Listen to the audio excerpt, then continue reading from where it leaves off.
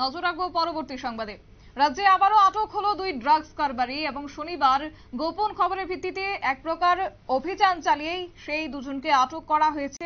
শনিবার বিকেল ঠিক 5টা নাগাদ ধর্মনগরের পদ্মপুর ক্লাবের সন্নিকট থেকেই এই দুজন ড্রাগস কারবারিকে আটক করেছে পুলিশ। তাদের নাম রমজান আলী, বয়স 30 বছর, পিতা অসীম আলী, এবং নিপেশ শব্দকর, বয়স 35 বছর এবং পিতা সুরেশ শব্দকর।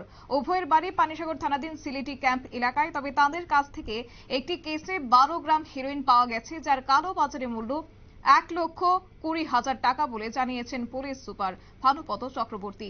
তাছাড়া তাদের কাছ থেকে একটি বাইক উদ্ধার করা হয়েছে, যার নম্বর TR057113 নম্বরের একটি বাইক উদ্ধার করা হয়েছে। তবে ক্লাবের সদস্যরা এই দুজনকে ধরিয়ে দিতে পুলিশকে বেশ সাহায্য করেছে। বিস্তারিত বিষয় সম্পর্কে ভানুপদ চক্রবর্তী কি বলছেন শুনুন। আটক করা হয়েছে, একজন হলো বলাই আলী আর একজন হলো নিপেশ শব্দকর। দুজনের বাড়ি Sylheti camp under Panisagar PS. একটা বাইক সিজ হয়েছে, বাইকটার নাম্বার হলো TR057513। ওনাদের পজিশন থেকে পাওয়া গেছে 12 গ্রাম বিশুদ্ধ হিরোইন, যেটা আপনাদের সামনে এবং এখানে যারা সাক্ষী আছেন, সরকারি কর্মচারী আছেন, ওনাদের সামনে সিজ করা হয়েছে। ধর্মনগর থানাতে একটা NDPS কেস হয়েছে, তাদেরকে অ্যারেস্ট করা হয়েছে। তো আমরা দেখছি বাকি কে কে যুক্ত আছে।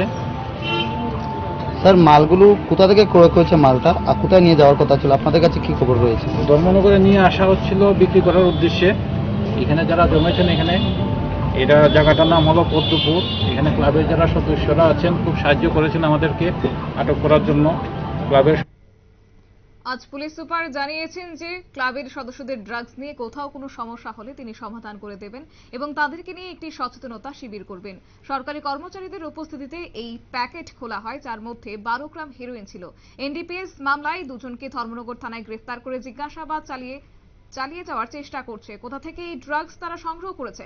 তবে বর্তমানে সাধারণ মানুষ ড্রাগসের বিরুদ্ধে সচেতন হয়ে পুলিশকে সাহায্য করছে, তাতে পুলিশ সুপার সাধারণ মানুষকে আজ ধন্যবাদ জানিয়েছেন। নিয়ে নিচ্ছে ছোট্ট একটি বিজ্ঞাপন বিরতি, সঙ্গে থাকুন।